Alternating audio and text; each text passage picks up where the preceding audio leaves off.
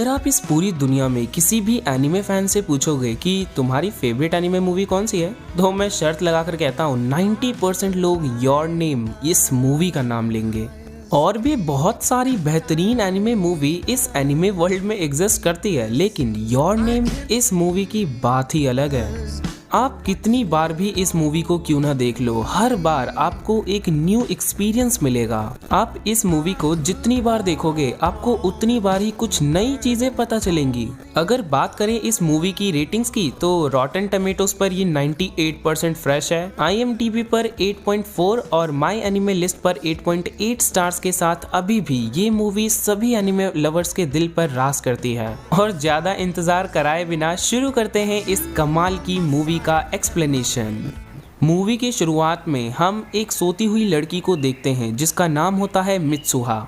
Mitsuha अचानक से नींद से जागकर बहुत बेचैन हो जाती है और जागने के बाद वो अपने ही घर को कुछ ऐसे देख रही थी मानो ये उसका घर हो ही ना। घर के साथ साथ वो अपने धन को भी कुछ इसी तरह देख रही थी कि मानो ये धन भी उसके ना हो। मित्सुहा बड़ी हैरानी के साथ अपने धन को दबाने लगती है और तभी उसकी छोटी बहन योत्सुहा उसके कमरे का दरवाजा खोलती है और मित्सुहा को अपना धन दबाते हुए देख लेती है। योत्सुहा मित्सुहा को उसके नाम से बुलाती है और मित्सुहा अपने नाम को सुनकर एक रिएक्शन देती है मानो कि ये नाम भी उसका ना हो। योत्सुहा उसे ब्रेकफास्ट के लिए बुलाकर वहां से चली जाती है। मित्सुहा खड़ी होकर आईने के पास जाती है और अपने सारे कपड़े उतारकर अपने शरीर को बड़ी हैरानी के साथ देखने लगती है और चिल्लाने लगती है। एंड देन ये सीन यहीं पर कट हो जाता है और हमें अगले दिन का सीन दिखाया जाता है। एंड नेक्स्ट डे मित्सुहा अपने दादी और छोटी बहन योत्सुहा के साथ ब्रेकफास्ट करने आई थी। मित्सुहा को देखकर उसकी दादी कहती है, तुम आज ठीक लग रही हो, और उसे योत्सुहा बताती है कि कल तुम बड़ी अजीब हरकतें कर रही थी, शायद तुम्हारा दिमाग खराब हो गया था। ये सब सुनकर मित्सुहा समझ नहीं पा रही थी कि ये दोनों क्या कह रहे हैं। फिर हमें मित्सुहा के गांव में लगे स्पीकर से एक अनाउंसमेंट सुनाई जाती है कि इतोमोरी में 30 तारीख को चुनाव होने वाला है, और इस अनाउंसमेंट से हमें पता चलता है कि इस गाँव का नाम इतोमोरी है। चुनाव सुनकर मित्सुहा की दादी रेडियो बंद कर देती है और मित्सुहा टीवी चालू करती है। टीवी न्यूज में हमें बताया जाता है कि एक धूमकेतु जो सिर्फ 1200 सालों में एक बार दिखता है वो इस महीने दिखने वाला है, और वो धूमकेतु धरती से इतना नजदीक होगा कि उसे नंगी आंखों से भी देखा जा सकेगा। उसके बाद मित्सुहा तैयार होती है और अपनी छोटी बहन योत्सुहा के साथ स्कूल जाने के लिए निकल पड़ती है। दोनों घर से निकलकर सड़कों पर आते हैं और हमें इस छोटे से गाँव इतोमोरी का एक झलक दिखाया जाता है। इतोमोरी पहाड़ों से घिरा हुआ एक छोटा और काफी खूबसूरत गांव था, जहां कुछ ऐसा होने वाला था जिसकी हम कल्पना भी नहीं कर सकते थे। मित्सुहा सड़कों पर अकेली ही जा रही थी कि उसके पास उसके दो दोस्त साइका और टेशी आ जाते हैं। मित्सुहा उन दोनों के साथ स्कूल जाने लगती है। रास्ते में ही साइका कहती है, आज तो तुम ठीक लग रही हो और तुमने अपने बाल भी अच्छे से बांधे हैं मित्सुहा। और टेशी कहने लगता है आज तुम्हारी दादी ने तुम्हारे ऊपर से उस भूत को भगा दिया है। बाल अच्छे से बांधे हैं, भूत का साया। ये सब सुनकर तो मित्सुहा को कुछ भी समझ ही नहीं आ रहा था कि आखिर ये दोनों किसकी बात कर रहे हैं। मित्सुहा को तो ऐसा कुछ भी याद ही नहीं था, और मित्सुहा को ऐसे देखकर टेशी और साइका को समझ नहीं आ रहा होता कि आखिर मित्सुहा कल ही की बातें इतनी जल्दी कैसे भूल गई। उसके बाद ये तीनों एक ग्राउंड के पास से गुजर रहे थे, जिस ग्राउंड में एक चुनाव जीतने के लिए एक बंदा भाषण दे रहा था। मित्सुहा को वहीं पर उसके कुछ और स्कूल के साथी मिलते हैं जो मित्सुहा और उसके दोनों दोस्तों को मेयर का ठेकेदार बोल रहे थे। उनकी बात को सुनकर मित्सुहा अपना सिर झुका लेती है और वैसे ही चुपचाप चलने लगती है। मित्सुहा को सिर झुकाकर चलते हुए देखकर वहां जो आदमी था वो कहता है, मित्सुहा अपना सिर उठाकर चलो, और सारे लोग मित्सुहा को देखने लगते हैं। उस आदमी ने मित्सुहा को सबके सामने एक अधिकार के साथ डांटा और मित्सुहा ने भी उस आदमी को कुछ नहीं कहा। तो इससे हम समझ सकते हैं कि वो आदमी कोई और नहीं बल्कि वो मित्सुहा के पिता यानी उसके डैड थे। उसके बाद मित्सुहा स्कूल में अपने बुक में देख रही होती है। उस बुक में लिखा था, तुम कौन हो, जिसे देखकर मित्सुहा को तो कुछ भी समझ नहीं आ रहा था। और उसकी टीचर क्लास में सायंकाल यानी इवनिंग को एक्सप्लेन कर रही थी। वो कहती हैं कि शयनकाल ना तो दिन होता है और ना ही रात, ये एक ऐसा समय होता है जब इस दुनिया से परे चीजों को देख सकते हैं। हम वो चीज़ देख सकते हैं जो कोई आम इंसान नहीं देख सकता। हम दूसरी दुनिया या दूसरे समय के लोगों को भी देख सकते हैं। मैं तो कहूँगा कि आप इस सायकाल के कॉन्सेप्ट को याद रख लो, क्योंकि ये आगे हमारे बहुत काम आने वाला है। टीचर क्लास में पढ़ा तो रही थी, लेकिन मित्सुहा बहुत देर से बस अपने बुक में लिखे कौन हो तुम को देखे जा रही थी। तभी अचानक उसकी टीचर मित्सुहा का नाम लेती है और मित्सुहा एक झटके में खड़ी हो जाती है, जिसे देखकर उसकी टीचर कहती है, अच्छा तो आज तुम्हें अपना नाम याद है। ये सुन क्लास में सारे बच्चे हंसने लगते हैं और मित्सुहा को तो कुछ समझ ही नहीं आ रहा होता कि आखिर आज उसके साथ हो क्या रहा है। फिर लंच ब्रेक में उसके दोनों दोस्त उसे समझाते हैं कि पिछले दिन मित्सुहा स्कूल में बड़ी अजीब हरकतें कर रही थी। पिछले दिन मित्सुहा को अपना स्कूल याद नहीं था, क्लास नहीं याद था, अपने दोस्तों को भी वो भूल चुकी थी, यहाँ तक कि मित्सुहा अपना नाम तक भूल चुकी थी। पिछले दिन मित्सुहा खुले बालों में एक भूतनी की तरह स्कूल आई थी। इन सारी चीजों के बारे में सोचकर मित्सुहा घबराने लगती है और अपने दोनों मित्रों को बताती है कि पिछले कुछ दिनों से वो एक अजीब सा सपना देख रही थी, जिसमें वो किसी और की ही जिंदगी जी रही थी। ये सुनकर टेशी कहने लगता है कि मैं समझ गया, तुम्हें अपनी पिछली जिंदगी के सपने आते हैं और तुम्हारे दिमाग का एक हिस्सा किसी और ब्रह्मांड के आदमी के साथ जुड़ गया है। टेशी की बातों को सुनकर मित्सुहा और सायका दोनों ही उसे पागल कहने लगते हैं और मित्सुहा टेशी से बुक में लिखी चीजों के बारे में पूछने लगती है, लेकिन टेशी को तो बुक के बारे में कुछ पता ही नहीं था, तो मित्सुहा भी शांत हो जाती है। फिर सायका मित्सुहा को एक रिचुअल के बारे में याद दिलाती है जिसे मित्सुहा को आज रात परफॉर्म करना था। रिचुअल के बारे में सुनते ही मित्सुहा कहने लगती है, नहीं मुझे वो रस्म नहीं करना, मैं इस रस्म और इस शहर से परेशान हो चुकी हूँ। इतना कहते ही शाम हो जाता है और मित्सुहा अपने दोस्तों के साथ घर जाते हुए उन्हें इस शहर को नापसंद करने का कारण बताने लगती है। मित्सुहा बताती है कि इस बेकार से छोटे शहर में कुछ भी नहीं है। यहाँ ट्रेन 2 घंटे बाद आती है, दुकानें 9 बजे ही बंद हो जाती हैं। इस पूरे शहर में एक भी बुक स्टोर नहीं है और ना ही एक भी डेंटिस्ट है, पर ना जाने क्यों शराब के 2 ठेके जरूर हैं। यहाँ नौकरियां नहीं है, सुंदर लड़के नहीं है और यहाँ शाम भी जल्दी हो जाती है। मित्सुहा की हर बात में सायका उसका साथ देती है और दोनों इस शहर की बुराइयां किए ही जा रहे थे। उन दोनों की बकवास सुनकर टेशी भी परेशान हो जाता है और उन दोनों से कहता है, तुम दोनों अपना बकवास बंद करो और चलो हम सब साथ में कॉफी पीने कैफे चलते हैं। कैफे सुनकर दोनों की आंखें चमक जाती हैं और दोनों बहुत खुश हो जाते हैं, क्योंकि इस शहर में एक भी कैफे नहीं था। इसीलिए दोनों खुश होते हैं कि यार इन्हें अब कैफे जाने का मौका मिलेगा। अब कैफे था ही नहीं तो कैफे जाने का मौका कैसे मिलेगा। टेशी दोनों को एक वेंडिंग मशीन के पास लेकर गया था और टेशी का कैफे देखकर मित्सुहा अपने घर चली जाती है और ये दोनों यहीं पर एक एक कॉफी पीने लगते हैं। इस शहर की कमियों की वजह से ही मित्सुहा इस शहर में नहीं रहना चाहती थी और इस शहर से भागकर टोक्यो जाना चाहती थी। उसके बाद हम देखते हैं कि मित्सुहा अपने दादी और बहन के साथ मिलकर उसी रस्म या कहे तो त्योहार की तैयारी कर रही थी। धागों की कढ़ाई बुनाई करते हुए दादी दोनों को बताती है कि इन धागों में इतोमोरी के हजारों सालों का इतिहास लिखा हुआ है। अगर तुम इन धागों को अच्छे से कढ़ाई करोगी तो तुम्हें इन धागों की आवाज़ सुनाई देगी और तुम दोनों के बीच एक भावना का निर्माण होगा।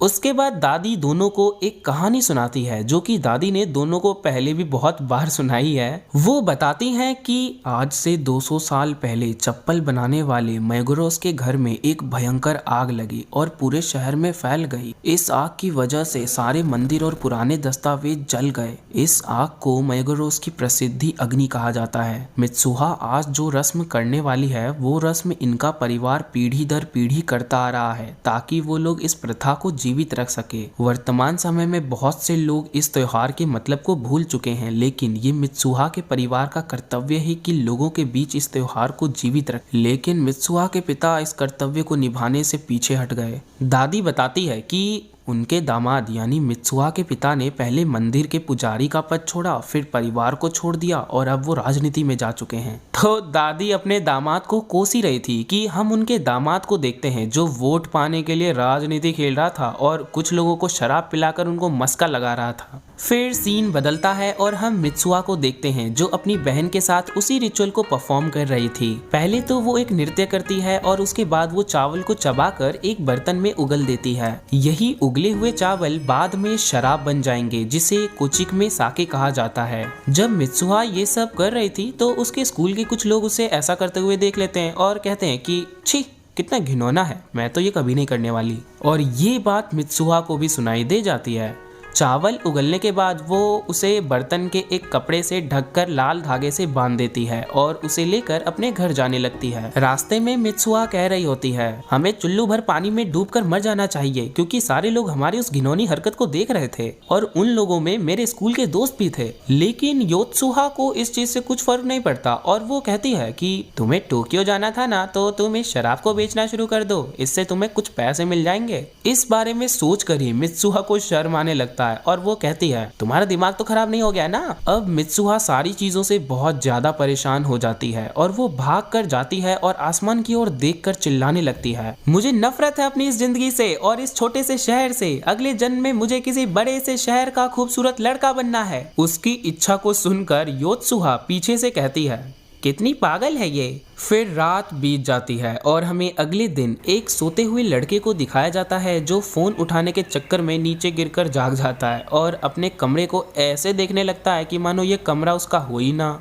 फिर वो बड़ी हैरानी के साथ अपने छाती पर कुछ खोजने लगता है, लेकिन वो जो चीज खोज रहा था या फिर खोज रही थी वो चीज उसे वहां नहीं मिलता। फिर उसे अपने दोनों टांगों के बीच कुछ महसूस होता है और वो वहां हाथ लगाकर उस चीज को पकड़ लेता है और भाई वो शर्म से पानी पानी हो जाता है। इसीलिए वो जाकर पानी से अपना मुंह धोता है और उसे एक आदमी की आवाज आती है। वो आदमी उसे ताकी कहकर पुकारता है। वो आदमी ताकी से कहता है, तुम्हें जल्दी उठना चाहिए, आज खाना बनाने की बारी तुम्हारी थी। फिर वो आदमी उसे स्कूल चले जाना, चाहे लेट भी क्यों ना हो जाओ, कहकर अपने काम पर चला जाता है। फिर ताकी को शुकासा नाम के एक लड़के का मैसेज आता है जो उसे स्कूल बुला रहा था। फिर ताकी अपना स्कूल यूनिफॉर्म लेता है और बाथरूम में जाने लगता है, लेकिन उसे थोड़ा सा शर्म आ रहा था बाथरूम जाने से, और ऐसा क्यों था वो हमें आगे पता लगेगा। फिर वो रेडी होकर घर से बाहर आता है तो वो अपने सामने एक बड़ा सा शहर पाता है और ये शहर था टोक्यो। फिर गूगल मैप्स के थ्रू वो अपने स्कूल पहुंच जाता है, लेकिन उसे काफ़ी ज़्यादा लेट हो जाता है। एंड ताकि लंच टाइम में स्कूल पहुंचता है और उसे वहां सुकाशा मिल जाता है। ताकि सुकाशा के साथ लंच करने जाता है, लेकिन वो अपना लंच लाना ही भूल गया था। पर ये कोई बड़ी प्रॉब्लम नहीं थी, भले ही वो लंच लेकर नहीं आया था, लेकिन उसके दोस्त तो लंच लेकर आए थे ना, तो बस उसका काम भी हो जाता है। उसके बाद वो लोग कैफे जाने का फैसला करते हैं और कैफे का नाम सुनकर ताकि ऐसे खुश होता है कि वो पहली बार कैफे जाने वाला था। फिर कैफे में पहुंचकर वो काफी कुछ खा पी लेता है, क्योंकि उसको ये सब सपना लग रहा था, तो उसे लग रहा था कि यार ज्यादा पैसे खर्च हो भी गए तो कहाँ कुछ होने वाला है। फिर ताकि को रिमाइंडर से पता लगता है कि उसे अपने काम पर जाना था, लेकिन उसे ये भी नहीं पता था कि वो काम कहाँ करता है। उसके बाद हमें एक रेस्टोरेंट का सीन दिखाया जाता है और ताकि इसी में एक वेटर का काम करता था। अब ताकि आज अपने काम पर कुछ ज्यादा ही गड़बड़ी करने लगता है और एक कस्टमर से उसकी बहस भी हो जाती है। अब रायता और ज्यादा फैलता कि उससे पहले ही एक लड़की वहां आकर सब कुछ संभाल लेती है। इस लड़की का नाम मिकी ओकुडेरा होता है। फिर रात में रेस्टोरेंट बंद करने के टाइम पर मिस ओकुडेरा को मालूम पड़ता है कि उनकी स्कर्ट पर एक कट का निशान है और ये काम उसी कस्टमर ने किया था जिसके साथ ताकि की बहस हुई थी। फिर ताकि ओकुडेरा को अपने साथ एक कमरे में लेकर जाता है और उससे कहता है कि आप अपनी स्कर्ट मुझे दे दीजिए। पहले तो ओकुडेरा को कुछ गलत लगता है, लेकिन बाद में पता लगता है उसे कि ताकि सिलाई के लिए उसकी स्कर्ट को मांग रहा था। ताकि कटी हुई जगह को सिलकर अच्छे से डिजाइन कर देता है। मिस ओकुडेरा को भी वो काफी ज्यादा अच्छा लगता है, ताकि नहीं डिजाइन। लेकिन आज ताकि का बिहेवियर और दिन से काफी ज्यादा अलग था, इसीलिए मिस ओकुडेरा को आज का ताकि भी अच्छा लगता है। दोनों थोड़ी सी बातें करते हैं और फिर ताकि अपने घर के लिए निकल पड़ता है। घर पहुंचकर वो अपने फोन को चेक करने लगता है और उसे फोन में ओकुडेरा की तस्वीरें मिलती हैं, जिन्हें देखकर उसे लगता है कि ताकि ओकुडेरा को पसंद करता है। फिर वो ताकि के लिए उसके फोन में एक नोट लिखने लगता है और इससे उसे कौन हो तुम याद आता है। एंड ऑब्वियसली ये देखकर हमें पता लगता है कि अब तक ताकि के शरीर में मित्सुहा थी और मित्सुहा के शरीर में ताकि। किसी रीजन की वजह से इनकी बॉडी स्वैप हो गई थी। फिर मित्सुहा ताकि के हाथ पर अपना नाम लिख देती है कौन हो तुम के जवाब में। एंड मित्सुहा जो फिलहाल तो ताकि के बॉडी में है वो सो जाती है। अगली सुबह हमें असली ताकि को दिखाया जाता है, इनकी बॉडी फिर से स्वैप जो हो गई थी रात में ही। अब ताकि को जब अपने पिछले दिन के बारे में पता चलता है तो वो भी मित्सुहा की तरह ही परेशान हो जाता है। शाम को जब ताकि अपने काम पर जाता है तो बाकी लोग उसे काफी ज्यादा गुस्सा थे, क्योंकि पिछले दिन वो मिस ओकुडेरा के साथ घर तक गया था।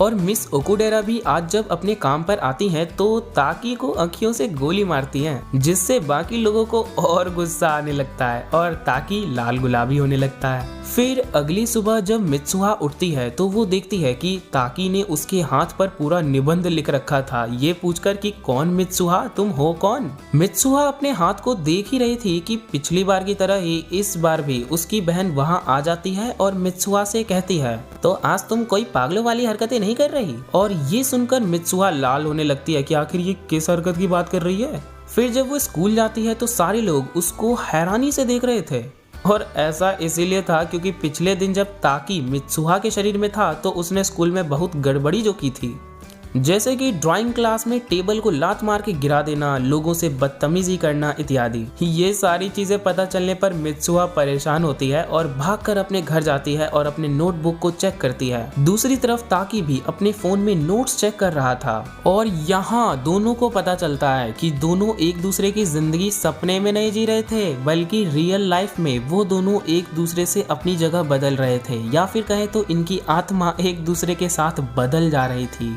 और ऐसा हर दिन हो रहा था। बहुत दिनों तक ऐसा चलते रहता है और दोनों एक दूसरे से शरीर बदलते रहते हैं और इन दोनों को भी सारी चीजें समझ आ जाती हैं कि जब ये दोनों सोते हैं और अगली सुबह जागते हैं तो इनका शरीर बदल चुका होता है। शरीर बदलने के बाद इन दोनों के साथ क्या होता है वो दोनों में से किसी को भी याद नहीं रहता, लेकिन आसपास में घटित घटनाओं की वजह से इन्हें पता चल ही जाता है। अब ये सब क्यों हो रहा है, कब तक होगा, इसके बारे में दोनों को कुछ भी पता नहीं था। इसीलिए दोनों हर रात एक दूसरे के लिए नोट्स लिखने लग जाते हैं, जिसमें दोनों ने आज क्या क्या किया उसके बारे में लिखा होता है। दोनों ने एक दूसरे की जिंदगी में काफी कुछ गड़बड़ी की, जैसे कि मित्सुहा कैफे में जाके ताकी के पैसे खर्च कर देती थी, जिस वजह से ताकी डबल शिफ्ट करने लगता था। फिर ताकी पता नहीं बट मित्सुहा के स्कूल में क्या क्या करता था कि सारे लड़के मित्सुहा को लव लेटर्स देने लगते हैं। ताकी को थोड़ा सा भी शर्म नहीं आता था कि वो एक लड़की के बॉडी में है, उसे एक लड़की की तरह बिहेव करना चाहिए। इसके उलट वो सारे काम लड़कों के जैसा ही करता। लेकिन मित्सुहा के अंदर थोड़ा सा दिमाग था, वो सब कुछ ठीक से मैनेज करने की कोशिश कर रही थी, यहाँ तक कि वो मिस ओकुडेरा के साथ ताकी की सेटिंग भी लगवा रही थी। लेकिन बेशर्म ताकी जब भी जगता तो मित्सुहा के धन को दबाने लगता और योत्सुहा उसे देख लेती और मित्सुहा को भी इसके बारे में पता चल जाता। फिर ऐसे ही एक सुबह ताकी मित्सुहा के शरीर में जागता है और वो फिर से मित्सुहा के धन को दबाने वाला था, लेकिन इस बार उसके अंदर की शर्म जाग जाती है और वो सोचता है कि नहीं यार, मुझे ऐसा नहीं करना चाहिए, ये गलत है। फिर हम योत्सुहा को देखते हैं जो मित्सुहा को जगाने के लिए उसके रूम का दरवाजा खोलती है, तो वो देखती है कि हर बार की तरह इस बार भी बेशर्म ताकी मित्सुहा के धन को दबा रहा था। फिर योत्सुहा उस पर गुस्सा करते हुए कहती है, जल्दी तैयार हो जाओ, हमें निकलना है। उसके बाद अगली सीन में ये लोग किसी मंदिर की तरफ जा रहे थे। रास्ते में ताकी जो कि फिलहाल मित्सुहा के बॉडी में है, वो दादी को अपने पीठ पर बैठा लेता है, ये सोचकर कि वो दादी को उठा लेगा। वो दादी को उठा तो लेता है, लेकिन लड़की की बॉडी होने की वजह से उसे थोड़ी सी दिक्कत आ रही थी। रास्ते में दादी उन्हें मुसूबी के बारे में बताती है कि मुसूबी रक्षक देवताओं से बात करने का एक जरिया। वो मुसूबी के बारे में बताते हुए कहती है कि इस संसार में होने वाली सभी चीजें मुसूबी हैं। धागों की कराई बुराई करना, हवाओं का बहना, हमारा भोजन करना, ये सब मुसूबी है। और रास्ते में हमें पता लगता है कि ये लोग मिया मिजुकी देवता की कब्र पर जा रहे थे, उस कोचिकमे साके को चढ़ाने जो इन दोनों बहनों ने बनाया था। थोड़ी ही देर में ये लोग मिया मिजुकी के कब्र पर पहुंच जाते हैं। रास्ते में एक छोटा सा नदी आता है और दादी बताती हैं कि इस नदी के उस पार काकू रियो यानी पाताल है। एक बार उस तरफ जाने के बाद तुम्हें वापस अपनी दुनिया में आने के लिए अपनी कोई कीमती चीज देवता को समर्पित करना होगा।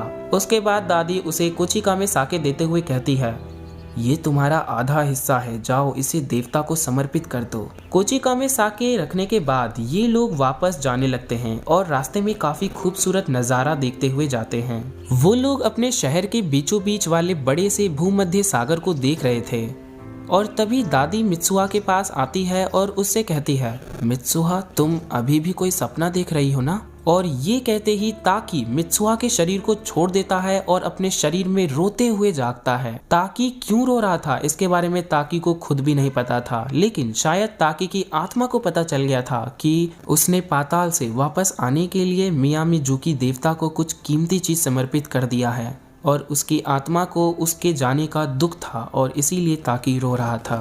अब ताकी ने ऐसा क्या समर्पित किया है वो तो हमें आगे ही पता लगेगा। उसके बाद ताकी अपने फोन को देखता है तो उसे पता लगता है कि आज उसकी एक डेट है मिस ओकुडेरा के साथ, इसीलिए वो जल्दी से तैयार होकर निकल पड़ता है। फिर वो मिस ओकुडेरा के साथ मिल जाता है और दोनों डेट पर निकल पड़ते हैं। दूसरी तरफ हम मित्सुहा को देखते हैं जो उन दोनों के डेट के बारे में सोच रही थी और उसके आंख में आंसू थे।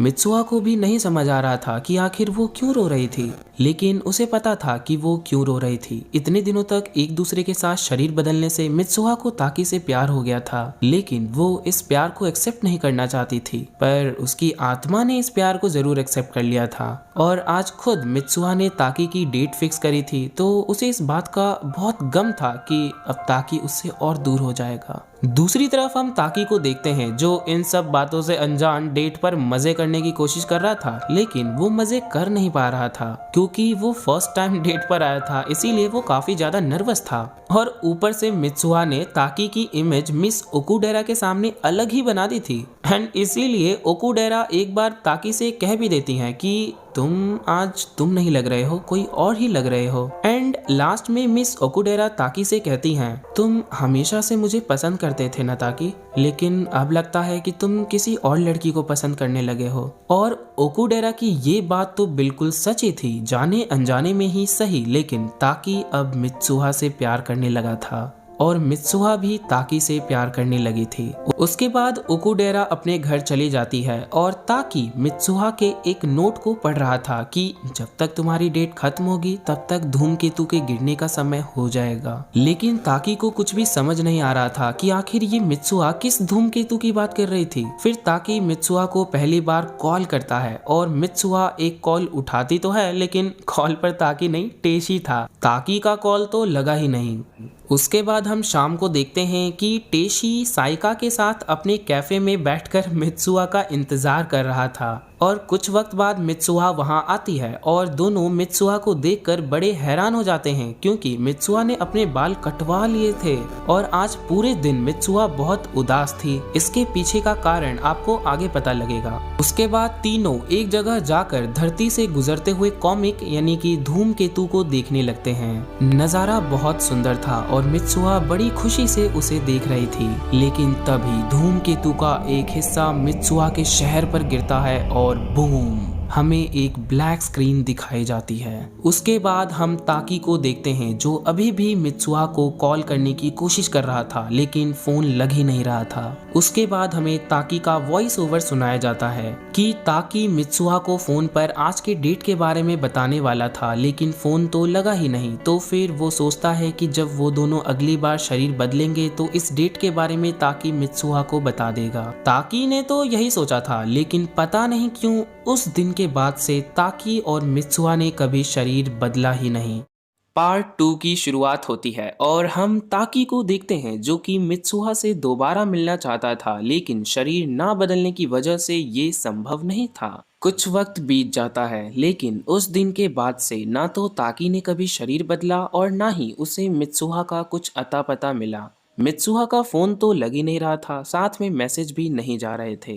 ताकी धीरे धीरे करके मित्सुहा से जुड़ी सभी चीजें भूलने लगता है, यहाँ तक कि वो इतोमोरी शहर का नाम भी भूल चुका था। इस वजह से ताकी बड़ा बेचैन रहने लगा और अपने दोस्तों से भी ठीक से बात नहीं करता था। ताकि किसी भी हाल में मित्सुहा को खोजना चाहता था, इसीलिए वो अपनी बची कुची यादों और इंटरनेट के सहारे इतोमोरी शहर की एक तस्वीर बनाता है और बस उस एक तस्वीर के सहारे मित्सुहा को खोजने के लिए निकल जाता है। ये बात उसके दोस्त सुकाशा को भी पता चल जाती है कि ताकी किसी को अकेले खोजने के लिए निकल पड़ा है। कुछ वक्त से ताकी के बदले व्यवहार की वजह से सुकाशा को ताकी की चिंता होने लगती है और ये अकेले जाएगा तो जरूर कुछ न कुछ गड़बड़ होगा, इसीलिए मिस ओकुडेरा के साथ सुकाशा भी ताकी की मदद करने के लिए निकल पड़ता है। आगे सुकाशा और मिस ओकुडेरा को मालूम पड़ता है कि ताकी जिस व्यक्ति को खोज रहा है उस व्यक्ति का ना तो ताकी के पास कोई एड्रेस है और ना ही वो उसे फोन कर सकता है। ताकी बस एक तस्वीर के सहारे अपने उस दोस्त को खोजने निकल पड़ा है। ये बात मालूम पड़ने पर दोनों बड़े हैरान होते हैं और ताकी से कहते हैं कि तुम्हारे पास उसका कुछ अता पता नहीं है और तुमने बस एक तस्वीर के सहारे हम दोनों को अपने साथ बुला लिया। इस पर ताकी कहता है मैंने तुम दोनों में से किसी को नहीं बुलाया है, तुम दोनों अपनी मर्जी से आए हो। और दोनों भी ये बात मानते हैं कि अरे हाँ, हम तो अपनी मर्जी से तुम्हारी मदद करने के लिए आए थे। ये दोनों आए तो ताकी की मदद करने के लिए थे, लेकिन इन दोनों ने ताकी की कैसी मदद करी वो बस ताकी ही जानता है। फिर ताकी इन दोनों के साथ बस एक तस्वीर के सहारे मित्सुआ और इतोमोरी को खोजने निकल पड़ता है। ताकी बहुत सारी जगहों पर खोजता है, अनगिनत लोगों से इतोमोरी के बारे में पूछता है, लेकिन ताकी को कुछ भी पता नहीं लगता है। अंत में ताकी हार मान लेता है और दोनों से कहता है कि इसका कोई फायदा नहीं है, हम कितना भी क्यों ना खोज ले, हमें कुछ पता नहीं चल रहा है। अब जब सुकासा और ओकुडेरा को ये बात मालूम पड़ता है कि ताकी अब हार मानकर वापस जाने वाला है, तो दोनों एकदम हैरान हो जाते हैं और साथ में कहते हैं, क्या इतना भटकने के बाद हम खाली हाथ वापस जा रहे हैं? इस पर ताकी कहता है कि तुम दोनों इतने हैरान क्यों हो रहे हो, तुम दोनों ने तो बस मजे किए हैं, सारी मेहनत तो मैंने की है। और ताकी बेचारा कह भी सही रहा था, दोनों निकम्मे हर जगह बस मजे कर रहे थे। उसके बाद तीनों एक जगह कुछ खाने के लिए जाते हैं और वहीं पर एक औरत ताकी की बनाई हुई इतोमोरी की तस्वीर को देख लेती है और कहती है, ये तो इतोमोरी की तस्वीर है, तुमने काफी अच्छा बनाया है बेटा। और दूसरा आदमी भी उस औरत की बात को कंफर्म कर देता है कि हाँ, ये तो इतोमोरी ही है। और दोनों के मुंह से इतोमोरी सुनकर ताकी को भी ये जगह याद आ जाता है और खुशी से चिल्लाते हुए कहता है, हाँ इतोमोरी, ये वही जगह है जिसे मैं इतनी देर से खोज रहा था। ताकी की बात सुनकर वो औरत और आदमी उदास हो जाते हैं और कहते हैं कि वो जगह तो। उसके आगे बड़ी हैरानी के साथ ओकुडेरा कहती है, क्या ये वही जगह है जहाँ पर वो धूमकेतु गिरा था? फिर ये सीन यहीं कट हो जाता है और हम नेक्स्ट सीन में देखते हैं कि ताकी तीनों के साथ इतोमोरी जाता है और उस जगह की हालत देखकर दंग रह जाता है। दूर दूर तक बस तबाही थी, किसी भी इंसान का उस जगह पर कोई नामो निशान नहीं था। और ये सीन देखकर हमें हमारे एक सवाल का जवाब मिल जाता है कि हाँ, उस धूमकेतु के गिरने से मित्सुहा मारी गई थी। मित्सुहा के साथ साथ ये खूबसूरत छोटा सा इतोमोरी शहर भी नष्ट हो गया था। इतोमोरी की ऐसी हालत देखकर ताकी को अभी भी कुछ समझ नहीं आ रहा था कि आखिर ये सब हुआ कैसे। पीछे से ओकुडेरा भी ताकी से पूछती है कि क्या तुम सच में इस जगह को खोज रहे थे? तो इस पर सुकासा कहता है, नामुमकिन, ये वो जगह हो ही नहीं सकता, जरूर ताकी को कोई गलतफहमी हुई होगी। इस पर ताकी कहता है, नहीं, मुझे कोई गलतफहमी नहीं हुई है, ये वही जगह है, ये स्कूल की बिल्डिंग, ये पहाड़, ये बगीचा, ये सब मुझे अच्छे से याद है। तो सुकासा कहता है, लेकिन ये कैसे हो सकता है? क्या तुम्हें आज से 3 साल पहले की घटना याद नहीं जिसमें सैकड़ों लोग मारे गए थे? ये सुनकर तो मानो ताकी की रूह कांप गई हो और वो बड़ी सहमी सी आवाज में कहता है, मर गई? वो आज से 3 साल पहले मर गई? लेकिन ऐसा कैसे हो सकता है? अब ताकी को कुछ भी समझ नहीं आ रहा होता कि आखिर सुकासा क्या कह रहा है, क्योंकि आज से कुछ महीने पहले तक तो वो रोजाना मित्सुहा के साथ शरीर बदला करता था और पूरा का पूरा इतोमोरी शहर अपनी जगह पर था। तो सुकासा ऐसा कैसे कह सकता है कि इतोमोरी आज से 3 साल पहले ही नष्ट हो गया? उसके बाद ताकी मित्सुहा के मैसेज को चेक करने लगता है, लेकिन वो भी एक एक करके गायब हो जाते हैं। एंड आई नो कि आप इस वक्त काफी ज्यादा कंफ्यूज्ड होंगे कि यहाँ पर आखिर क्या हो रहा है। तो आपकी कंफ्यूजन दूर करने के लिए मैं आपको कुछ चीजें समझा देता हूँ। तो पहली चीज ये कि हाँ, मित्सुहा सच में आज से 3 साल पहले ही मर गई थी। और दूसरी चीज ये कि मैंने आपको इस एनिमे का प्लॉट नहीं बताया था, क्योंकि मैं ये चाहता था कि आपको ये बात खुद ही मालूम पड़ जाए। तो इस एनिमे का प्लॉट टाइम ट्रैवल पर बेस्ड है। मित्सुहा और ताकी ये दोनों 2 अलग अलग टाइम लाइन से थे। मित्सुहा ताकी के टाइम से 3 साल पहले के टाइम से थी, और अगर एकदम शॉर्ट में समझाऊं तो इन दोनों के टाइम में 3 साल का गैप था। फॉर एग्जाम्पल मान के चलते हैं कि मित्सुहा 1 जनवरी 2020 से थी, तो ताकी 1 जनवरी 2023 से होगा। मित्सुहा के लिए अगला दिन 2 जनवरी 2020 होगा और ताकी के लिए अगला दिन 2 जनवरी 2023 होगा। और फिर बस ऐसे ही इनका टाइम और बॉडी स्वैपिंग 3 साल के अंतर के साथ चल रहा था। हो सकता है कि आप अभी भी कुछ चीजों को लेकर थोड़े से परेशान हो गए, तो मैं बस इतना ही कहूंगा कि आप इस वीडियो को लास्ट तक देखना, आपकी सारी कंफ्यूजन दूर हो जाएगी। तो आगे बढ़ते हैं कहानी की तरफ। ताकी को अभी भी इन सभी चीजों पर यकीन नहीं हो रहा था, इसीलिए वो वापस जाकर उन सभी घटनाओं के बारे में रिसर्च करने लगता है। और ताकी को पता लगता है कि वो धूमकेतु जो 1200 सालों में सिर्फ एक बार दिखता है, वो पिछली बार धरती के कुछ ज्यादा ही नजदीक आ गया था और उस धूमकेतु का एक टुकड़ा इतोमोरी पर आ गिरा। उस वक्त इतोमोरी में कोई फेस्टिवल चल रहा था और किसी ने भी उस दुर्घटना के बारे में कोई कल्पना नहीं की थी।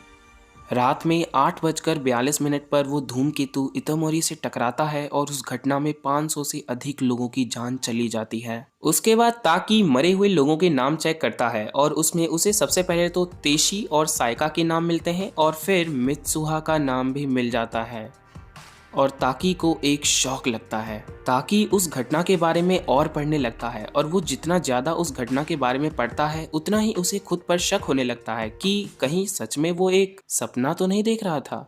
फिर ताकी अचानक से उसका नाम भी भूल जाता है और तभी ओकुडेरा भी कमरे में आ जाती हैं और दोनों इतोमोरी में बनने वाले उन धागों के बारे में बात करने लग जाते हैं।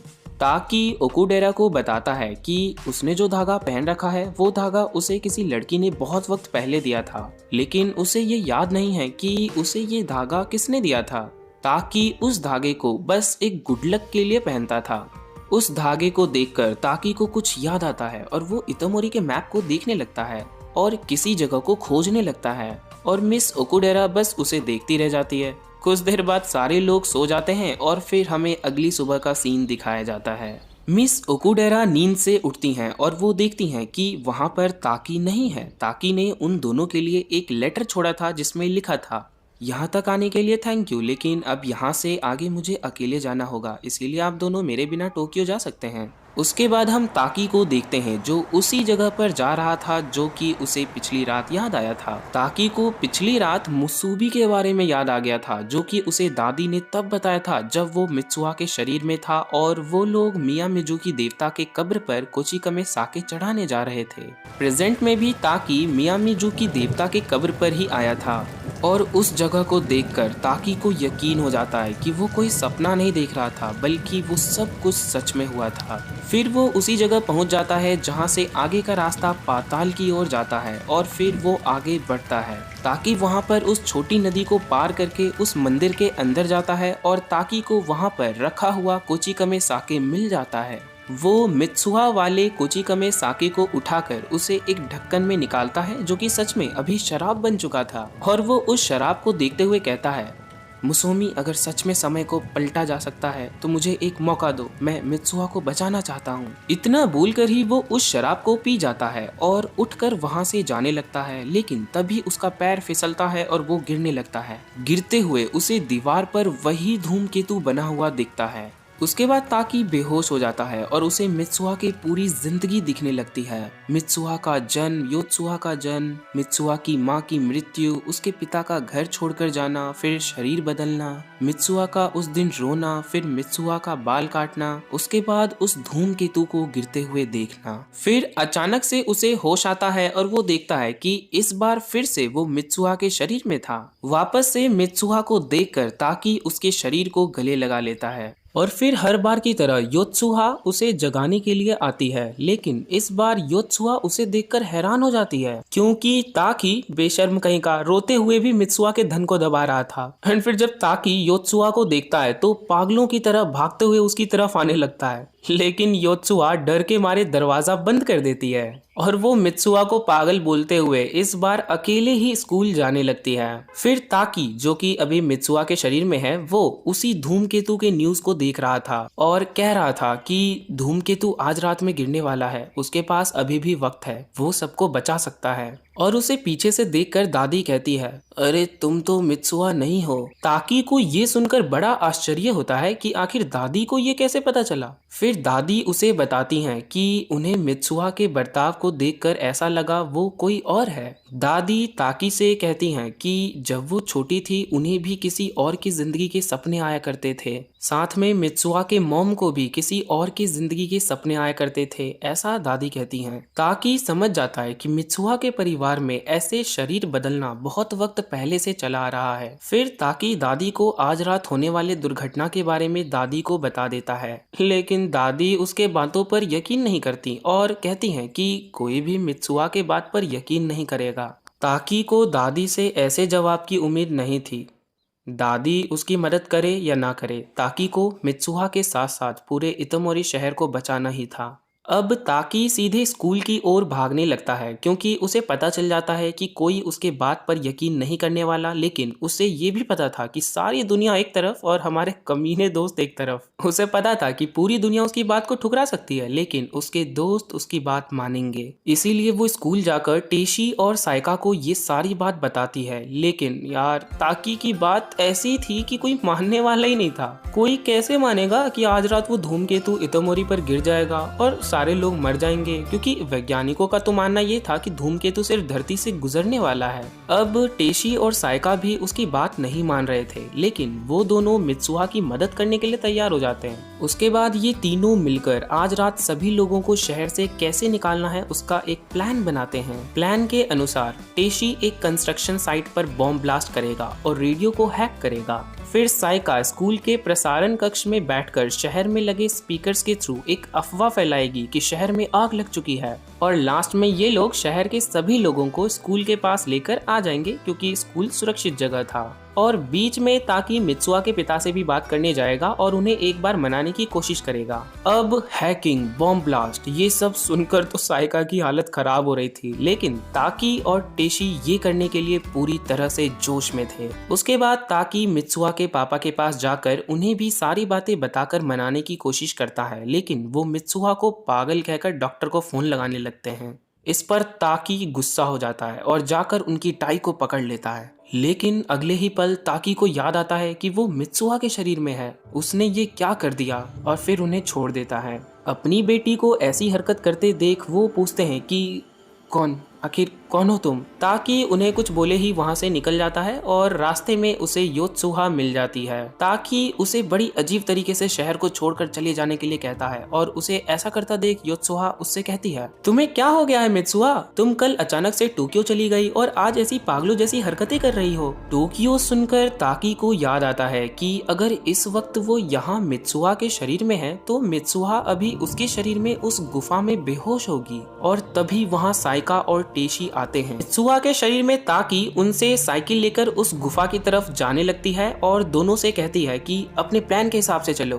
दूसरी तरफ हम देखते हैं कि मित्सुहा को भी ताकि के बॉडी में होश आ जाता है और उसे कुछ समझ नहीं आ रहा होता कि ताकि इतोमोरी में क्या कर रहा है। मित्सुहा बाहर निकलकर जब अपने शहर की हालत को देखती है तो उसे एक शॉक लगता है। फिर उसे उस दिन की घटना याद आती है जब धूमकेतु उसके ऊपर गिर गया था और उसे समझ आ जाता है कि वो तो मर चुकी है। और दूसरी तरफ हम ताकि को देखते हैं जो बड़ी समस्याओं का सामना करते हुए उस गुफा की तरफ बढ़ रही होती है। और रास्ते में उसे याद आ जाता है कि एक बार 3 साल पहले जब ताकि मित्सुहा को जानता भी नहीं था तब मित्सुहा उससे मिलने के लिए टोक्यो आई थी। और फिर हम उस सीन को देखते हैं जब मित्सुहा ताकि से मिलने के लिए टोक्यो जा रही थी। रास्ते में मित्सुहा बस यही सोच रही थी कि जब वो दोनों एक दूसरे को देखेंगे तो एक दूसरे को पहचान ही लेंगे कि अरे हाँ, ये तो वही है जिससे मैं शरीर बदलता हूँ। लेकिन बेचारी मित्सुहा को क्या पता था कि वो ताकि से 3 साल जल्दी मिलने जा रही है। इस वक्त तो ताकि उसे पहचानता भी नहीं था। उसके बाद वो एक ट्रेन के अंदर ताकि से मिलती है और ताकि से कहती है, ताकि तुमने मुझे पहचाना। लेकिन जैसा कि हमें पता है कि ताकि अभी उसे जानता भी नहीं है, इसीलिए वो कहता है, कौन हो तुम। ये सुनकर मित्सुहा कुछ समझ नहीं पाती कि आखिर ताकि ने उसे पहचाना क्यों नहीं। और जब मित्सुहा वापस जाने लगती है तो पता नहीं क्यों ताकि उसे रोकते हुए कहता है, अरे सुनो, तुम्हारा नाम क्या है। फिर मित्सुहा उसे अपना नाम बताते हुए उसके हाथ में वही लाल धागा बांध देती है जिसे ताकि हमेशा एक गुड लक के तौर पर पहन कर रखता था। और प्रेजेंट में ताकि ये सब सोचते हुए मित्सुहा की ओर भागे ही जा रहा था। अब सवाल ये आता है कि ताकि मित्सुहा से मिलने तो जा रहा था, लेकिन वो उससे मिलेगा कैसे, क्योंकि दोनों के टाइमलाइन में 3 साल का गैप जो है। और अगर आपने पार्ट 1 अच्छे से देखा होगा तो आगे आपको सब समझ आने वाला है। उसके बाद ताकि वहां पहुंच जाता है और मित्सुहा को भी उसके आने का एहसास हो जाता है। फिर दोनों एक दूसरे का नाम पुकारने लग जाते हैं। दोनों एक दूसरे की आवाज तो सुन पा रहे थे लेकिन एक दूसरे को देख नहीं पा रहे थे। दोनों पागलों की तरह एक दूसरे को खोज रहे थे और धीरे धीरे शाम यानी संध्या काल हो रहा था। एक जगह ये दोनों एक दूसरे को क्रॉस करते हैं और इन्हें एक दूसरे का यहाँ होने का एहसास हो जाता है।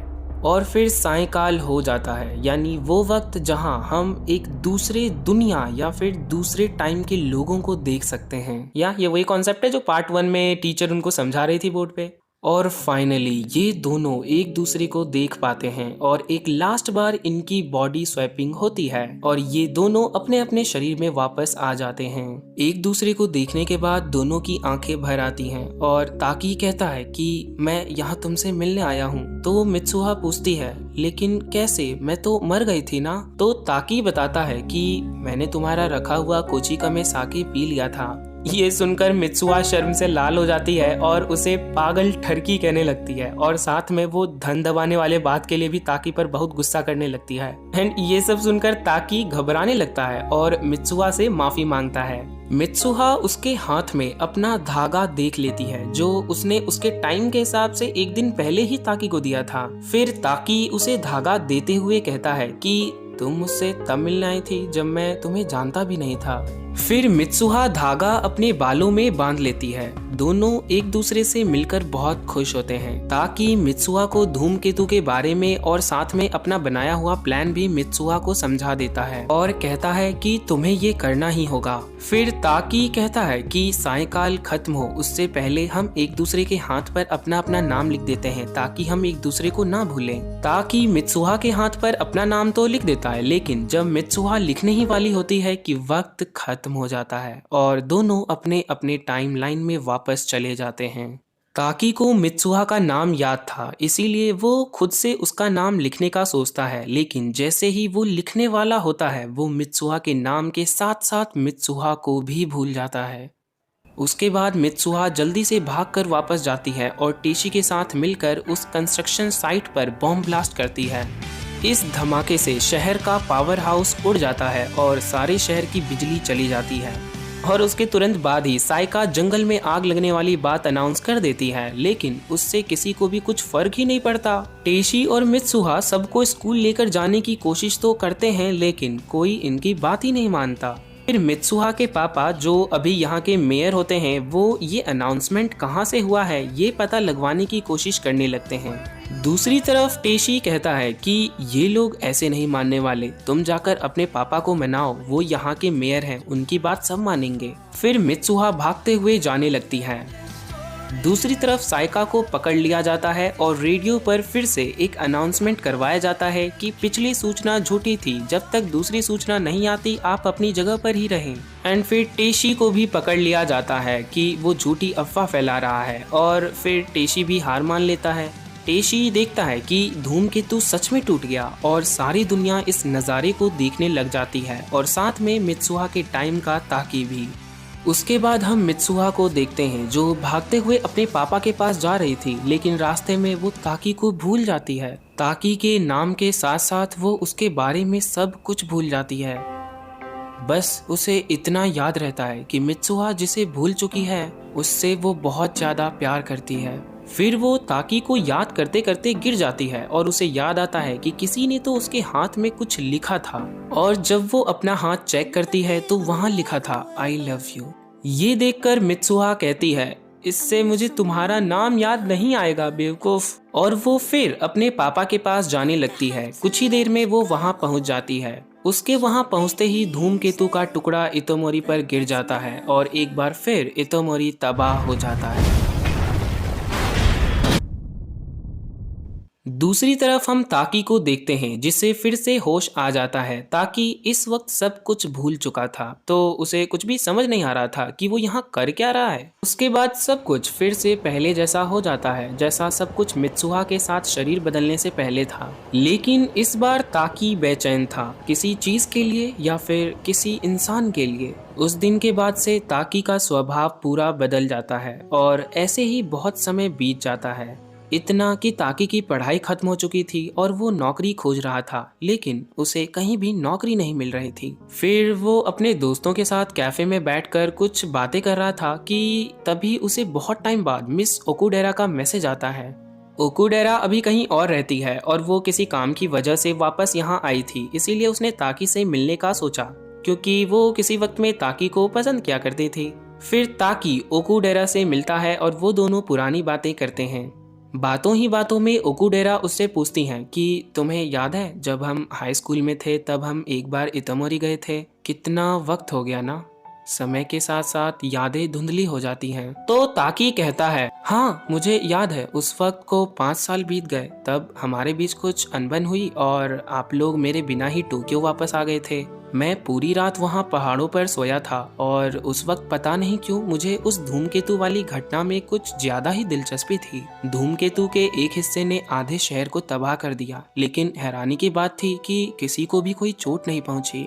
धूमकेतु के गिरने से पहले ही पूरा शहर खाली हो गया था। इस वजह से बहुत सारी अफवाहें भी फैली। मैंने उनके बारे में बहुत सारी रिसर्च करी थी। उस वक्त मैं जिस चीज में सबसे ज्यादा खोया था, आज मैं वो चीज भूल गया हूँ। उसके बाद ओकुडेरा वापस चली जाती हैं और ताकी बस सोचने लगता है कि मैं क्या खोज रहा हूँ, ऐसी कौन सी खास चीज है जिसे मैं हमेशा खोजता ही रहता हूँ। उसके बाद हम देखते हैं कि ताकी एक रेस्टोरेंट में बैठा था और उसे वहाँ पर टेशी और साइका दिखते हैं, लेकिन वो उन्हें पहचान नहीं पाता। फिर वो वापस जाने लगता है और रास्ते में वो एक लड़की के पास से गुजरता है, जिससे उसे एक अजीब सा एहसास होता है और वो पीछे मुड़कर उसे देखता है और फिर चलने लगता है। वो लड़की भी ताकी को देखती है और जाने लगती है, और आप इस लड़की को तो पहचान ही गए होंगे। वेल, ये सीन यहीं पर कट हो जाता है। उसके बाद आ जाता है इस मूवी का अंतिम सीन और एक आइकॉनिक सीन जिसे कोई भी एनिमे लवर कभी नहीं भूल सकता।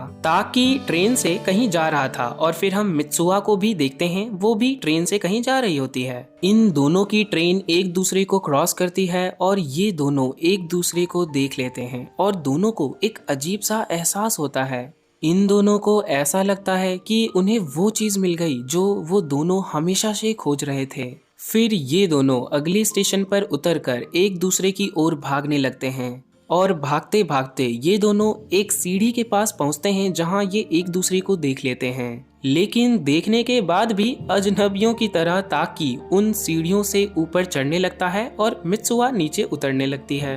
ऊपर जाने के बाद ताकी मित्सुआ को आवाज लगाता है, हे सुनो, हम लोग पहले भी मिल चुके हैं, है ना?